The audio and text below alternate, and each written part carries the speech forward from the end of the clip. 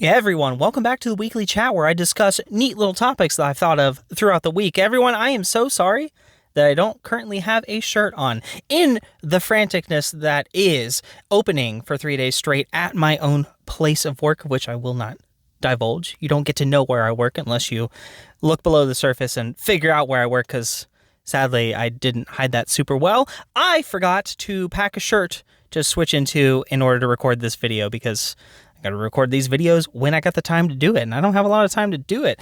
So if you're my coworker out there that got needlessly freaked out at the sight of me eating cream from my Sour Patch Kids Oreos video from the other day, I do apologize that you have to witness me from here down. You know, such a tragedy that must be, but you're going to have to deal with it. Anyway, One Piece. I know that I've talked about this already pretty recently, but I really want to talk about it again. Go ahead and give my observations, because I have actually crossed through episode 600 of the series. I actually finished episode 608 this morning while I was in the middle of work, so you're my boss. I'm sorry. I multitask. It's whatever. But in any case, I finished episode 608. We are deep into the Punk Hazard arc, and I am going to talk about some spoilers for those of you that haven't managed to trudge your way through over 600 episodes of the anime. So, you know, click off, because that's going to be basically this video. Guys, I'm loving it. I am loving the Punk Hazard arc. I hate Caesar Clown so much. His laugh is so annoying. It makes me so mad to hear it. Even my girlfriend, who's just tuned in on every episode every once in a while. Wow, that was really poorly stated. She's tuned in on episodes every once in a while. All right, she's not coherently catching every little bit of the story, but she has said on multiple occasions, wow, I hate that guy. I can't wait for him to get beat up. And right now, we're finally getting there. They're playing the game of cat and mouse, and Luffy's trying to chase down Caesar Clown, and I am all for it. I can't wait. I've already seen him punch that freaking smug jerk in the face several times, but one of these days, he's going to manage to land that punch that keeps him out cold, and I can't wait for it. And I finally got to see something that I've wanted to see for quite a while. Smoker and Luffy on the same side. All right? When it comes to the Marine higher-ups in this show, I'm talking captain or higher, or maybe even really starting at vice admiral generally. It's really hit or miss on if they're good guys or if they're bad guys. You never really know until you've dug a little bit into them. But Smoker has consistently proven that he is a good guy. He's actually just trying to make the world a little bit better. And he's a bit of a jerk. And he has kind of a needless vendetta against Luffy, just because Luffy is kind of a guy that got away. And because, you know, if Dragon helped him get away, then you kind of want to figure out why. But finally, through a little persuasion from Tashigi, he's finally got it through his head that Luffy isn't always doing bad things. Maybe he's even acknowledging that Luffy is kind of outright a good guy. And for now, at the very least, he has put his differences aside to try and take this group down. And I love it. I'd love to see them fight alongside each other, but I understand if that doesn't happen. But I do love it, because I feel like it's going to matter way down the road. I might be wrong. Right now I'm making some speculations, and there's like 500 episodes for me to see if I'm right or wrong. Maybe they won't even address it again. Maybe Luffy will get away from here and Smoker will just go right back to wanting to catch Luffy, but just won't have the opportunity to do it for the near future. I don't know. I'm trying my best not to spoil all of this for myself. I'm trying not to. I'm just trying to enjoy the moment. I also thoroughly enjoy the fact that Sanji went back and saved Tashigi. That it added that extra layer of, oh wow, these Straw Hats aren't actually bad guys. They outright saved the lives of Marines. Sanji went out of his way to go and save 2 down nameless G5 Marines and get them away from that poison before it killed them. And that is awesome, because it's something that I feel like is a seed. And down the road, it's going to be something more. I don't know. Maybe I'm wrong. If I'm wrong, please let me know. Let me know in the comments without spoiling anything. Just say, no, you're wrong. Lose hope. Die. I do have a tiny gripe, though. And it is a tiny one, okay? I can suspend disbelief, call it a day on that. But the fact of the matter is, Law doesn't currently have his heart.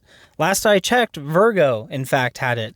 And the last episode that I saw, in episode 608, Virgo is on the hunt, trying to catch up to Law before Law releases Sadness, or whatever that thing's name was. But doesn't he have his heart? Like, if we're going to write the storyline like that, why doesn't he just take the heart and crush it? And just go and kill Law? Because he can hurt Law by squeezing on the heart a little bit.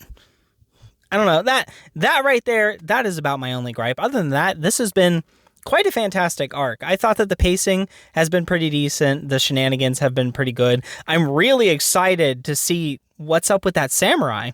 I forget his name, honestly. But I just learned that his son apparently got turned into a dragon. So I'm really interested to see more about that too, because that kind of sucks. I mean, that's not to be a Debbie Downer about it, but like that's a unfortunate set of circumstances, especially because they just beat the crap out of the dragon that probably was that kid, and it's his father that did that. It's mighty unfortunate. I'm not going to gripe too much about that though. I'm just going to assume that there's a reason why it's not happening. Like maybe they need to have Law alive for some reason. Fine, fair due.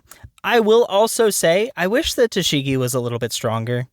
During this time skip, it seems like everyone has grown a great deal stronger, but Tashigi is just the underdog that never gets above anything. Like, she just seems to get her butt kicked all the time, and I find that really unfortunate. I thought that it would have been really cool. Don't get me wrong, I love seeing Sanji helping out, protecting her, things like that. I would have thought it would have been very cool if Virgo showed up to try and just dispatch of his own squadron of people. And in the meantime, while he's trying to do that, Tashigi steps up to the plate and shows him the business. Shows him what the G5 Marines really should be by whooping his butt. But she's just not there. She doesn't seem to hold a candle to the wind to anyone. Every step of the way in this entire arc, she has just gotten her butt kicked. Law made a fool of her twice. He made a fool of Smoker twice. Like, I guess I understand Tashigi losing to that one, but Virgo, like, she had to have an idea of what he was like, and like, she couldn't stand up to it at all. And I find that a bit unfortunate. I would love to see her doing more, because you've got Smoker running around acting like a Billy Badass and doing his stuff. He's actually even standing up to Law, at least to a degree. And Law's freaking strong. Like, Smoker is really showing the skills of a Vice Admiral, and it's understandable why he is now a Vice Admiral. But, like, Tashigi is a captain. She ain't nothing. Like, what's going on? She's been training under Smoker. She's doing her best to become a great swordsman. And I get it. Like, Zoro, he went and he trained under Mihawk, and he's gotten so strong. And then you've got these other swordsmen who are just of their own right incredible.